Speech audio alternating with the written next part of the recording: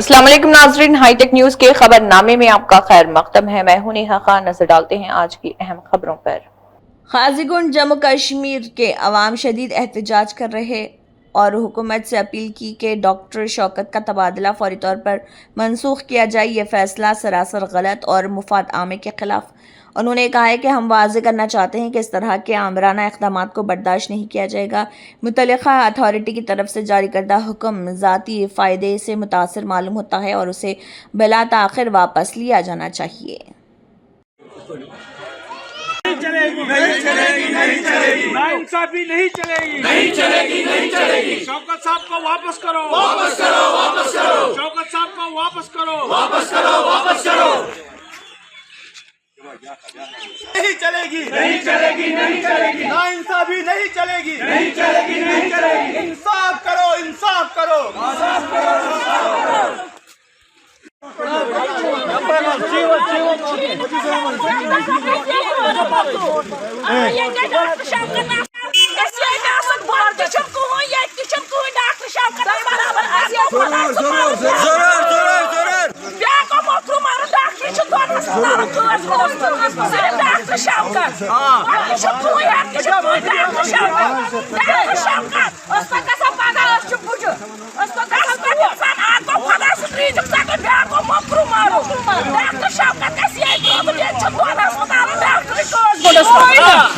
तो रिवोक होना ही चाहिए, क्यों नहीं होना चाहिए। अगर हम काजीगुंड इलाके के दुखड़े सुनाने लगेंगे तो 1 महीना लगेगा। चाहे हम इमरजेंसी हॉस्पिटल की बात करेंगे, पहले उसको रिशफल के नाम पे हमसे सारे डॉक्टर वहाँ से भी लिए गए। ना वहाँ ENT है, ना वहाँ ऑप्थोमोलॉजिस्ट है, ना वहाँ रेडियोलॉजिस्ट है। लीजिए काजीगुंड प्राइमरी हेल्थ सेंटर की बात, ना यहाँ। तो क्या डॉक्टर का ऑर्डर रिवोक होना चाहिए? बिल्कुल होना चाहिए, पक्का होना चाहिए। अगर नहीं हुआ तो हम यही मानेंगे तो गवर्नमेंट हमारे इलाके को अपने डिक्शनरी में ही नहीं रखते हैं। बहुत ही अच्छा काबिल डॉक्टर था शौकत साहब, जो कि कल अचानक पता नहीं CMO कुलगाम ने उसे ट्रांसफ़र किया है। और कल हम आए थे, हम कल छुट्टी की और हमने उनसे मोतबाना अपील की जी सकीना मैडम से कि उसे रिवोक किया जाए, लेकिन अभी पता नहीं शौकत साहब आए हैं। तो क्या अब आप रिवोक चाहते हैं उस ऑर्डर का? बिल्कुल चाहते। आप देखिए गरीब वाला शुक्रिया लोगों के साथ देव करने का वो दुख है हमारे। और एक बात मुझे समझ में नहीं आती, मैडम सकीना जी वो मेरी साथी रही है, मैं उसका भाई हूँ, लेकिन एक बात मुझे समझ में नहीं, उन्होंने कोई चेन नहीं बनाई। इसको ट्रांसफ़र जब करते हैं चेन बनती है, उस डॉक्टर को उधर लिया, इस डॉक्टर को इधर लिया, लेकिन एक स्पेशली उसने क्यों हमारे शौकत साहब को इधर से ट्रांसफ़र। मुझे ये बात समझ में नहीं आई। मैं मुतबाना गुजारिश से करता हूँ सकीना जी से, तो बहुत कुछ कैलिबर रखने वाली है, काबिल है और कैबिनेट में है। कैबिनेट में सरकार तो जो कुछ चाहेगी, अगर उसके पास ये अल्फाज पहुँचेंगे उसको उसी वक्त चाहिए कि वो रिवोक करे इस ऑर्डर। क्योंकि लोगों से सरकार लोग होते हैं, सरकार कोई जानवर नहीं हो किसी दरख्त पर बैठा हुआ। सरकार लोग हैं, जो लोगों की डिमांड होगी वो पूरी करनी है। मेरी गुजारिश है उससे। हम प्रोटेस्ट पर हम क्या करेंगे क्या नहीं करेंगे, अगर उसने नहीं सुना वो तो हमें आवाम के लिए करना पड़ेगा, क्योंकि हमें इसमें ज़ाती कुछ नहीं है। मैं इस्लामाबाद भी जाता हूँ, अनंतनाग भी जाता हूँ, गुड़गांव। सब लोगों को पता है, सोशल मीडिया के जरिए आप सब लोगों को पता चल गया है कि कल शाम को एक जो है ऑर्डर, बेबुनियाद एक ऑर्डर निकाला जाता है, जो कि हमारी हेल्थ मिनिस्टर है डॉक्टर सकीना इतू साहिबा, उन्होंने एक ऑर्डर निकाला है जो कि डॉक्टर इस वक्त तैनात है, डॉक्टर शौकत अहमद मलिक साहब जो यहाँ पे काजीगुंड में इस वक्त तैनात है। लेकिन उन्होंने बिना किसी जांच पड़ताल के एक ऑर्डर निकाल दिया कि इनको यहाँ से ट्रांसफ़र कर दिया जाए, जो कि यहाँ के लोगों के लिए सरासर नाइंसाफ़ी है। मुझे एक बात पहले समझ में नहीं आती है, क्या उनको भेड़ बकरियाँ दिखते हैं ये काजीगुंड के लोग, जो इतने आप देख सकते हैं कि शौकत साहब के सामने इस वक्त इतने सारे लोग आए हैं। ये भेड़ बकरियाँ तो नहीं है, ये भी इंसान है। अगर उनको डॉक्टर ही लेने हैं तो इतने अच्छे खासे डॉक्टर इस वक्त कश्मीर वैली में वहाँ से उठाइए। कश्मीर काजीगुंड से, हमारे काजीगुंड से दिन ब दिन एक डॉक्टर को यहाँ से लिया जाता है। ये मुझे समझ में नहीं आता है, ये ऐसा क्यों हो रहा है हमारे काजीगुंड के साथ। मैं पूरे होश हवास के साथ ये कहना चाहता हूँ, और अगर ये ऑर्डर जल्द अज जल्द रिवोक नहीं किया जाएगा तो कल तक की मोहलत है। अगर ये नहीं किया जाए तो पूरा काजीगुंड जो है वो धरने पे आ जाएगा, और यहाँ का स्पेशली यहाँ का जो ट्रेड है, यहाँ के ट्रेड जो है वो भी पूरा हड़ताल पे जाएगा। तो यही अपील रहेगी मिनिस्टर साहिबा से भी, CMO कुलगाम साहब से भी मैंने कल शाम को बात की थी इस ऑर्डर के बारे में। CMO साहब ने बोला मुझे ऊपर से ही ऑर्डर्स है। अगर ऊपर से ही ऑर्डर से ये ऊपर के ऑर्डर्स बनाता कौन है? तो लोगों ने अगर सरकार को चुना है तो उनको चाहिए कि लोगों के काम आए, ना कि अपने बहबूदी फायदे के लिए ऐसा हो। बाकी अस्सलाम वालेकुम। जम्मू कश्मीर कुलगाम पुलिस ने 10 मंशियात फरोशों को गिरफ्तार किया, जिनमें 2 पसमानदा राब्ते हैं। चरस, हेरोइन नुमा मादा, गांजा और पोस्त का भूसा बरामद। पोस्त की काश्त तबाह किसान के खिलाफ एफआईआर दर्ज। मंशियात की स्मगलिंग और मंशियात के इस्तेमाल के खिलाफ अपनी अथक मुहिम को जारी रखते हुए कुलगाम पुलिस ने जिले भर में मुतअद्दिद कार्रवाइयों में 10 मंशियात फरोशों को गिरफ्तार करके एक बड़ी कामयाबी हासिल की, जिनमें 2 पसमानदा राब्ते के साथ हैं और मजीद बराए पोस्त की गैर कानूनी काश्त का सुराख लगाकर तल्फ किया गया। सुनील डिम्पल ने 18 से 40 साल की उम्र के तालीम याफ्ता नौजवानों के लिए मुलाजिमत का मुतालबा किया है। अपने मुस्तकबिल को बचाने के लिए 2018-19, 2014-15 के कॉन्ट्रैक्ट पर आला तालीम याफ्ता असातिज़ा को शामिल करें, क्योंकि उन सब का तकर्रुर काबीना के अहकामात के फैसलों के जरिए किया गया था। उन्होंने कहा है कि मौसमी असातिज़ा, CRCS, अयाज, CPW, MDM ज़मीन की अतिया करने वालों का मुस्तकबिल बताएं। मैं आज खास तौर के ऊपर हमारे 18 से 40 साल के बीच के नौजवानों के साथ और ख़ास तौर के ऊपर 2018 और 19 में जो हमारे हाईली क्वालिफाइड कॉन्ट्रैक्चुअल टीचर्स को पहले लगाया गया, फिर उनको एब्रोगेशन ऑफ आर्टिकल 370 के बाद, रियासत तोड़ने के बाद नौकरी से निकाल दिया गया। और उससे पहले 2014 के बाद यहां पे जो भारतीय जनता पार्टी के गवर्नर साहब आए, उन्होंने तमाम सरकारी स्कूलों की टीचर्स की असामियों को फ्रीज कर दिया। और उससे पहले 2014 और 15 के कैबिनेट डिसीजंस के तहत हाईली क्वालिफाइड टीचर्स लगाए गए, लेकिन उन्हें भी 2014 में बीजेपी और पीडीपी का निकाहनामा होने के बाद उनको भी निकाल दिया। इस वीडियो को साथ साथ शेयर करते जाएं और साथ साथ कमेंट भी करते जाएं अपनी डिमांड्स का, क्योंकि मैं ये नौजवानों के साथ बेइंसाफी बर्दाश्त नहीं कर सकता हूं। और आज इसमें मैं खास तौर के ऊपर खुलासा ये करना चाहता हूं कि मैं lieutenant governor, chief minister, Jammu Kashmir की कैबिनेट की सरकार से, जिसने ये वादा किया हुआ है और ये वादा पूरा होगा, 1 लाख नौकरी देने का वादा किया है, हमें पूरा करना है वो वादा। चीफ मिनिस्टर को भी वादामंद है, जम्मू कश्मीर की कैबिनेट भी वादामंद है और हम इसके गवाह हैं, क्योंकि ये ऐलान असेंबली में हुआ है। फिर उसके बाद चीफ सेक्रेटरी भी वादामंद है, उसने कहा कि 40,000 खाली पोस्टें इसी साल फास्ट ट्रैक मोड के ऊपर भरनी है। गवर्नमेंट का ऑर्डर है, सुनील डिम्पल इसका गवाह है, मैं झूठ नहीं बोल रहा हूं। और उसके बाद आज मैं जो खुलासा 2018 और 19 के नौजवानों का कर रहा हूं, अफसोस इस बात का होता है कि आजकल मेरा पढ़ा लिखा नौजवान इतना तनाव, इतना स्ट्रेस और इतनी टेंशन में है कि सब जब सुबह मेरे जम्मू कश्मीर का नौजवान जब जागता है, पढ़ा लिखा नौजवान जब जागता है, तो इस उम्मीद के साथ वो घर से बाहर निकलता है कि आज मुझे नौकरी मिलेगी, क्योंकि मैंने इतनी पढ़ाई की हुई है, आज मुझे सरकारी नौकरी के लिए दरबदर नहीं होना पड़ेगा। आज मुझे नौकरी मिलेगी। मेरे माँ बाप ने मुझे जो पेट काट काट करके पढ़ाया है, मैं अपने बूढ़े माँ बाप का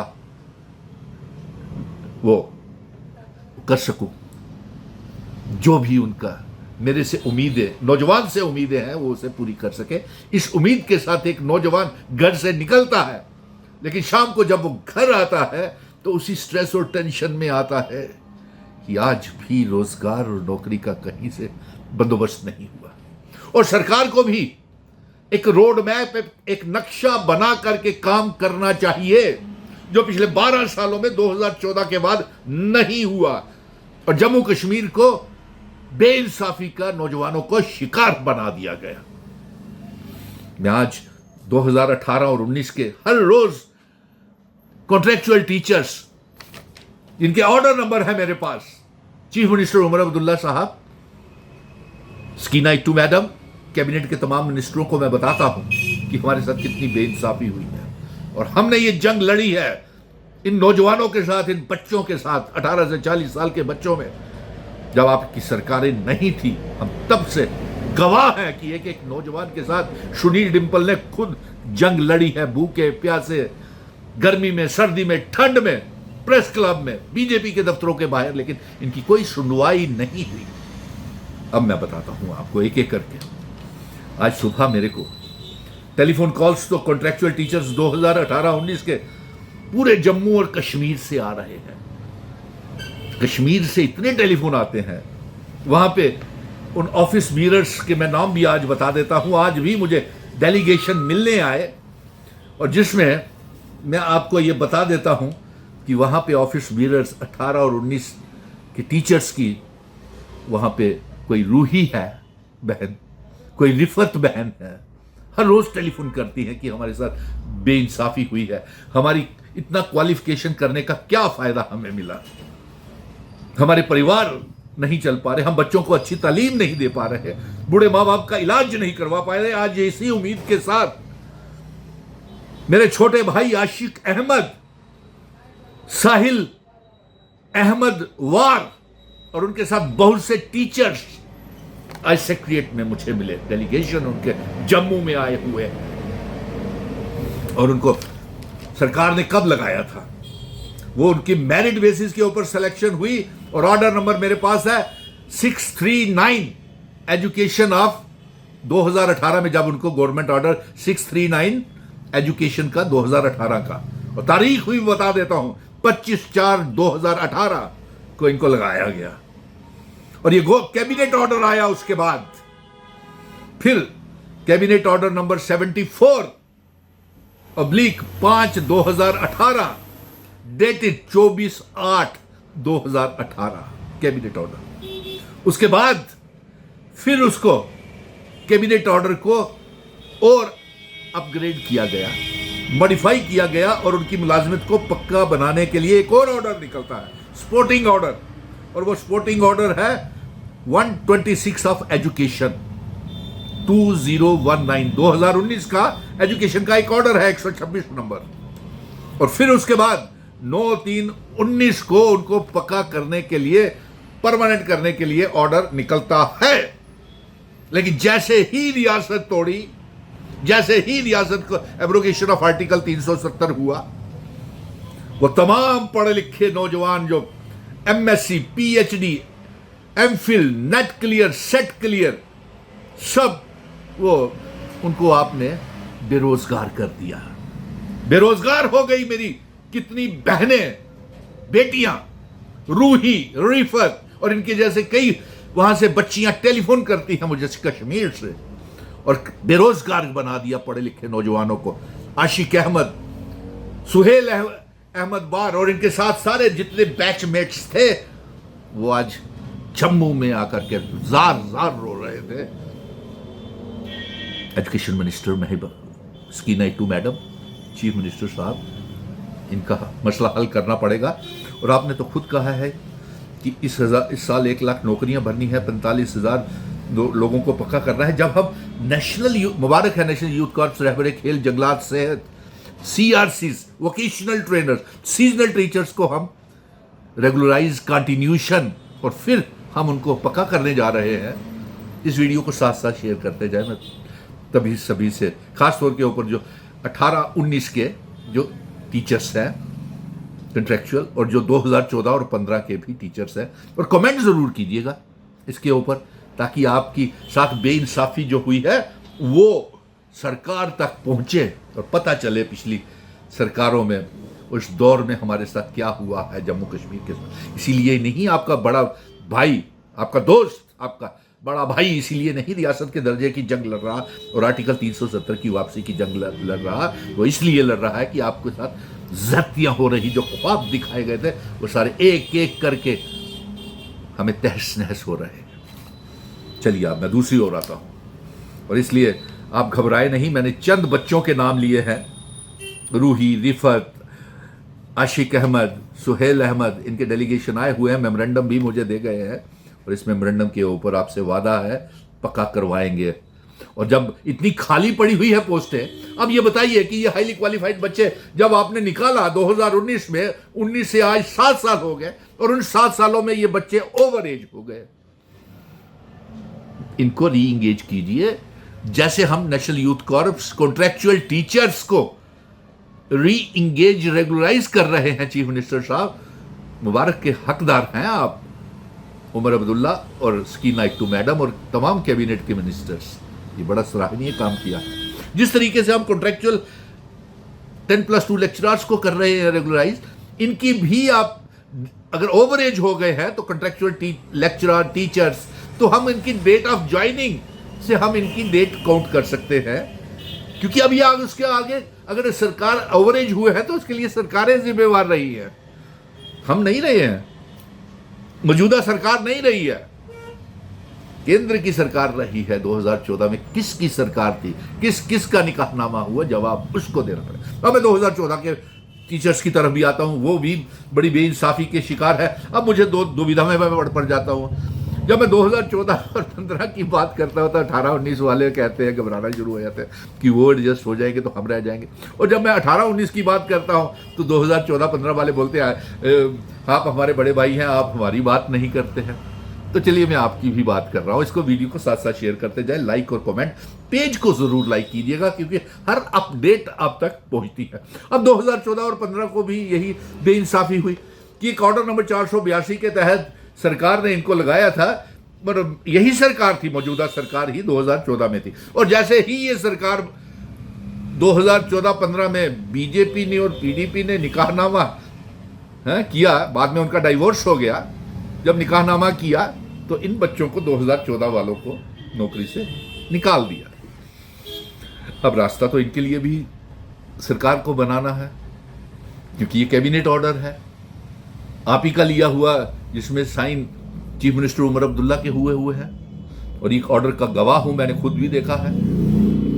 और मैं जंग लड़ूंगा और ना आराम से बैठूंगा और ना बैठने दूंगा जब तक मेरे नौजवानों को इंसाफ नहीं मिलता। तो इनको भी आप 2014-15 के नौजवानों को पक्का करें, ये मेरी आज इल्तिजा है। और साथ में मैं ये कहूंगा कि मुबारक है क्लस्टर रिसोर्सेज कोऑर्डिनेटर्स को, आपके भी रीजॉइनिंग के ऑर्डर्स निकल रहे हैं। हायर एजुकेशन ने आपके ऑर्डर निकाल दिए हैं, और जो बच्चे जिनके ऑर्डर्स अगर राइटिंग में नहीं निकले हैं तो कम से कम भरोसा कीजिए, जब सरकार कर रही है education commissioners, secretaries, general secretaries के ऊपर भरोसा कर लीजिए। आप क्यों नहीं ज्वाइन कर रहे? आपकी तो तनख्वाह भी बढ़ा रहे हैं। आपके लिए तो मैंने स्पेशल पैकेज का मांग किया हुआ। सीजनल टीचर्स को भी मुबारक है, वो इसी बस आपका सेशन में हो रहे हैं।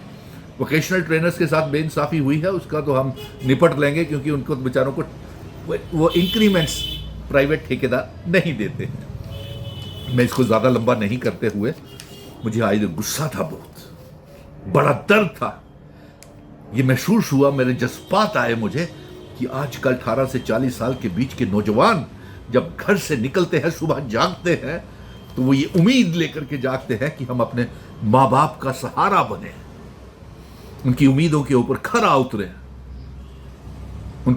उनकी मदद करें।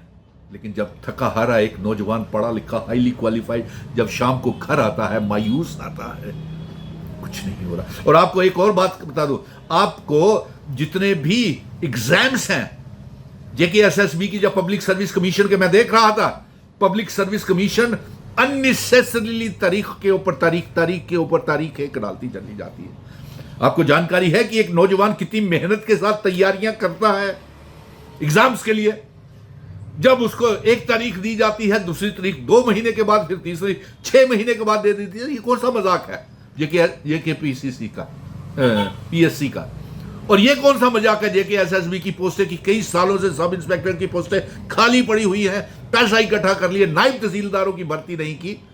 ये कौन सा तरीका है? इसके ऊपर भी हमें कड़ी लगाम लगानी पड़ेगी। लेकिन आज मैं खास तौर के ऊपर मेरा दिल बड़ा एक जज्बात आए, जब डेलीगेशंस, जब 18 और 19 के टीचर्स मुझसे मिल रहे थे और उनके मेमोरेंडम मुझे आ रहे थे, तो ये ख्याल आया कि कितना बेबस, लाचार मेरे जम्मू कश्मीर का 18 से 40 साल के बीच का नौजवान है।